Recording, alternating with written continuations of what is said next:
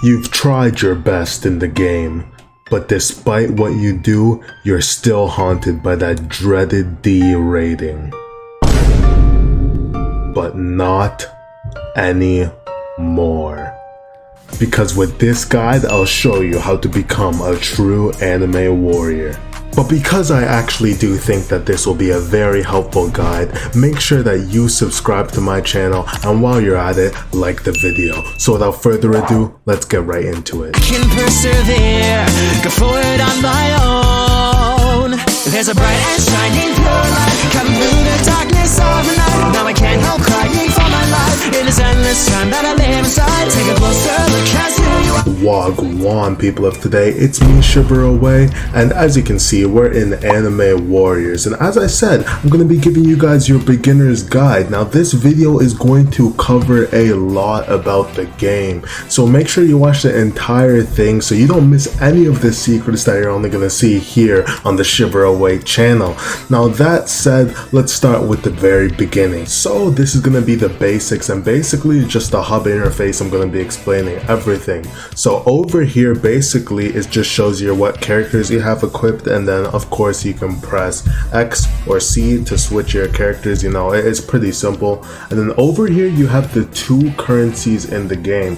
Now you can buy each of these with Robux by clicking here, but you won't have to after watching this video. So yeah, it's pretty easy to get a lot of this currency. But anyway, this one is the gold. You need this for upgrading, and this you basically need it for all the important stuff for like summoning. So codes here, AFK, you know, your free crystals here, and then obviously you have your settings. I'll get to adventure in a second, but first, this is how you actually summon. And at the beginning of the game you would have summoned 3 times. If you want to summon again, you have to come back here, and there's other banners of course, but if I'm being honest, just go for the anime mashup. Do not summon from anything else. Like this is a scam. Like you almost 100% of the time get commons from this. Like it's just ridiculous.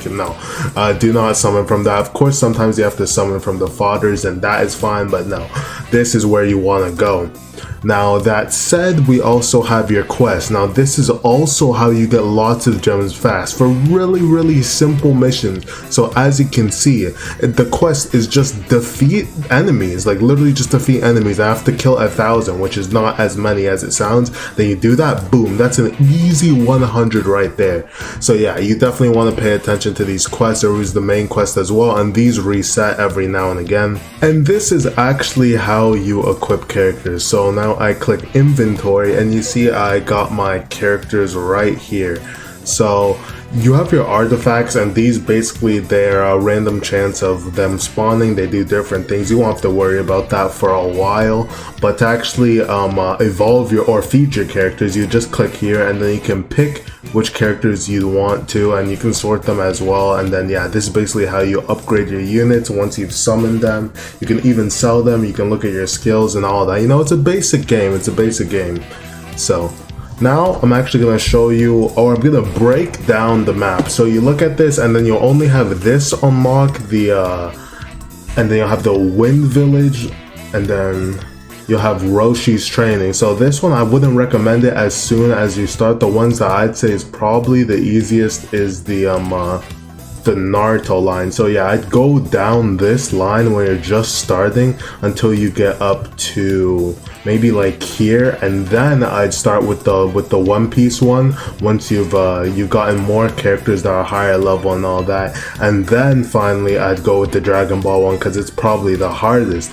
But the very best way to get gems in the game is doing these endless modes, and I'll explain that right now. So I'm also going to use this opportunity to explain the combat in the game. It's probably different from a lot of the other games in this genre that you may have played, and by that I mean it is actually active and reactive combat. So you can actually turn on your iframes or turn on the iframe indicators that tell you when you have iframes by going in your settings.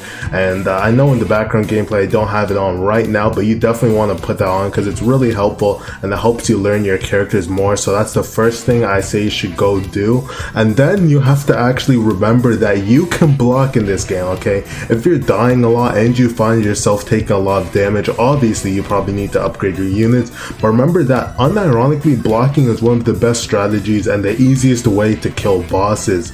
Now for these levels, when you're just clearing waves upon waves, I say that the best thing to do is get lots of people. Now if you do it alone, you'll get more XP, that's true, but you'll get the same amount of money and crystals regardless of how many people you do it. So if you're XP farming, then of course do it alone, but if you're just trying to do it quickly and then just get the currency that you need, then you definitely want to do it with a lot more people, because it will just, like, no matter what units you have, it's always going to be faster with people. So that's what you definitely want to do, and I'd recommend using someone that's really good for AoE. Now I'd say Minato is pretty good for AoE just because of his cooldowns make up for what he has in lack of AoE, but Broly's a good pick, and Mihawk, Kisuke, there's basically any legendary, anything 5-star and up is really good that you're gonna want to use for this.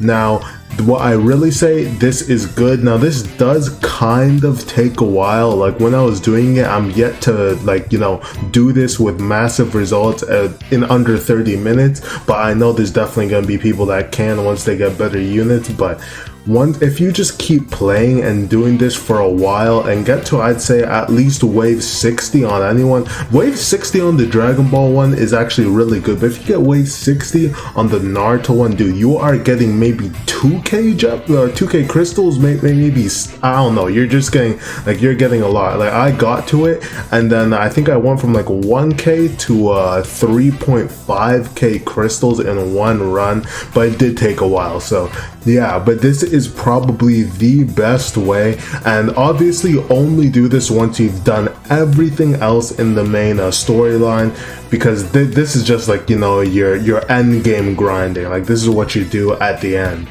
Now that said, I'm gonna move on to the next point. So the last thing I'm going to do is go over every character so you guys know which is actually good, because the rarity actually is not completely indicative of which characters are good. So I'm going to be going over everything for you right here. So let's go over it. So I'm gonna start with well, actually I'm gonna go into the summoning for this just so you guys can see every single one. So let me go into it and I'll start from the bottom up. Now yeah, these are the 1-star ones, they're the fodders, and basically the best one out of this, even though they're all garbage, is Mizu. He's okay, he's not bad, I mean he's not very good, but anyway, you know, these are the actually good ones.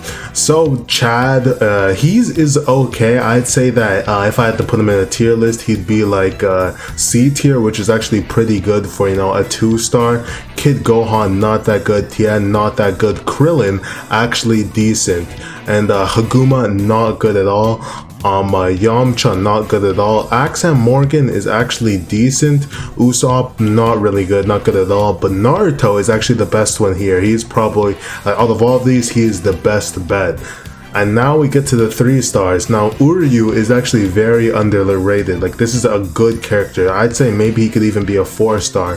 Sasuke, he's not too good either. I don't really like him. Sanji, he's pretty decent. Goku, decent. Raditz actually just got buffed, so I think that he's pretty good now. Nappa, decent as well. Ichigo, very, very good. He's super solid. Luffy is very, very solid as well. Luffy is a high tier 1, and so is Piccolo.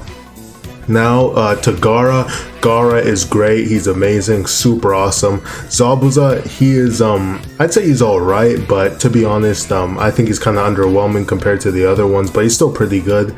Kakashi, decent as well. Vegeta is very, very good, like very, very good. If he's not nerfed by this time, then he could probably even go for like a 5-star.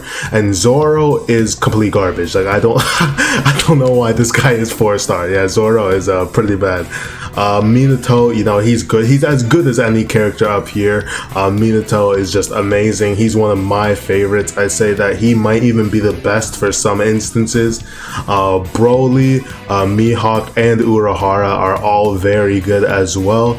I'd say Mihawk for damage, Broly for AoE, and Urahara just for like, you know, he's the best of both worlds. You got good AoE and very short cooldowns. These are just amazing. You can't really put one above the other. That includes Minato as well. They're just very good. So that is actually the full breakdown on every character. I hope this beginner's guide helped you, and if it did, be sure to like the video and subscribe to my channel if you haven't already. I'll see you guys in the next one.